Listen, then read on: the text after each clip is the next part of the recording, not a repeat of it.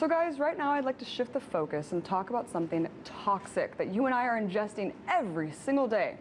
GMOs, better known as genetically modified foods. But don't take it from me. Just take a look at the developing science.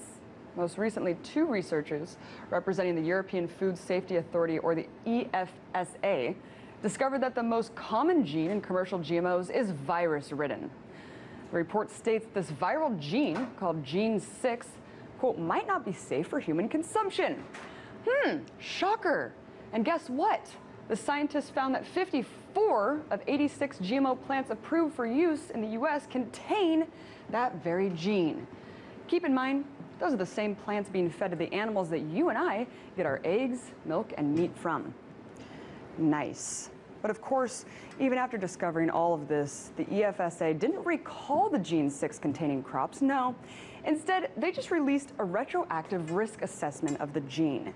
So to talk about this genetically mutating virus and the fight to get GMO foods off of our grocery shelves, or at least labeled, I'm joined now by Alexis Baden-Mayer, Political Director for the Organic Consumers Association. Thank you so much for coming on. Thank you, Abby. So talk about this gene. What effect does it really have on crops? Well, it's very interesting. I'm actually not surprised that they discovered this because they never really looked into it before. Right. But it's really scary. One of the properties of this viral gene is that it can break down the defenses of a plant. And we're not so different from plants when it comes to how viruses attack us. And some viruses that attack plants have been known to attack humans as well. So the way gene 6 works is it breaks down the defenses and gets in after that. So not only would it break down the defenses to gene 6, it would break down the plant's defenses to any type of virus that might attack us. Wow. Or attack it. You know, I was actually surprised to hear that this body rejected the claim that it was hazardous and then also did not recall the crops. I mean, it seems like Europe is more cautious with the whole GMO issue. Why do you think that they were downplaying the seriousness of this? Well, they're not eating as much of these things as we are. It's actually a lot more serious for the US population.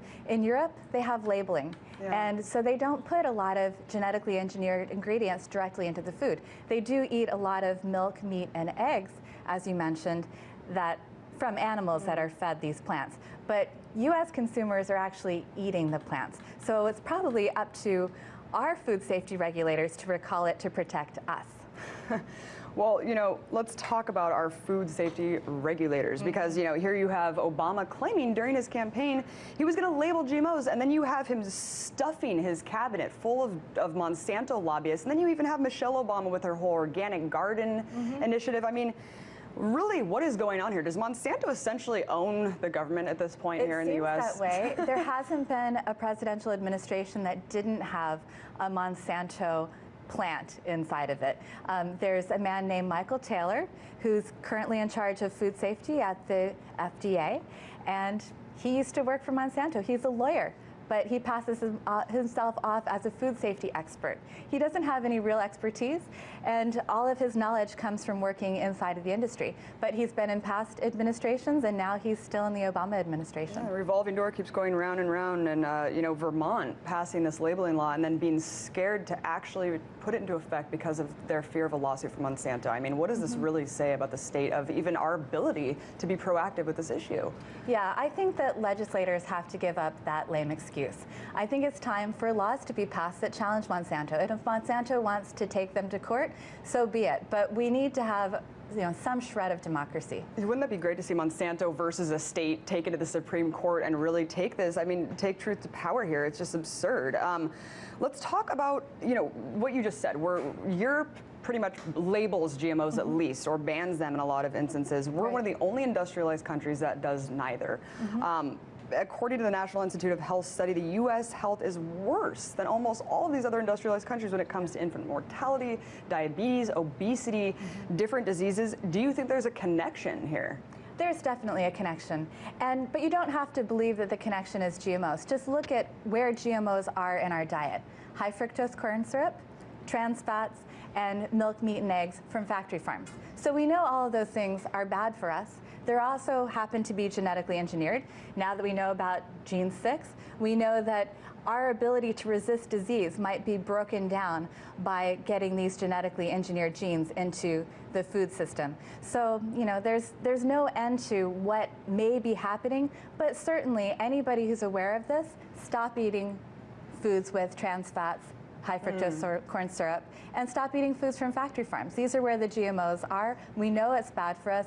So, anybody who's informed at least that much can do a good job of cutting GMOs out of their diet. Well, let's talk about that, because I was really shocked to hear about this Whole Foods story. I know that in 2011, you and some other activists were actually arrested at a Whole Foods because you were protesting their kind of propaganda campaign, I want to say, about how everything's organic or natural, but I mean, really, it's not. Talk about this.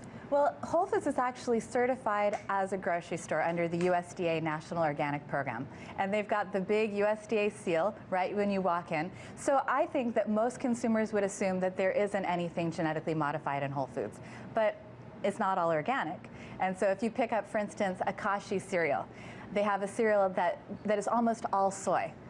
And all soy is genetically modified in the United States. So if it's not organic, which it isn't, the Go Lean cereal, then you're eating a product that's almost entirely GMO. Yeah. And that's something that's sold in health food stores, it's sold in Whole Foods, and yet they hang the big USDA seal over the doorway and let the consumers walk in thinking everything's fine. It's so disingenuous, because I think a lot of people, when they shop at stores like this, like Trader Joe's or Whole Foods, they just automatically think, I'm making the better, more healthy choice. But really, it's a branding campaign. Yeah. It's kind of that greenwashing where it's still the same dangers associated, maybe even worse, because you don't know. Yeah, you that's automatically right. think. Let's talk about the testing, though, because I don't know if people actually realize how these tests are done and that they're not independently done. But they're done by these actual companies that produce the GMOs. That's right. And even when the EFSA was looking at possible other unintended effects that may have happened when they created these genetically modified crops, they're just looking at things that should have been looked at a long time ago. And it's been years since these things have been on the market, and they're doing the first objective look at the science that came from Monsanto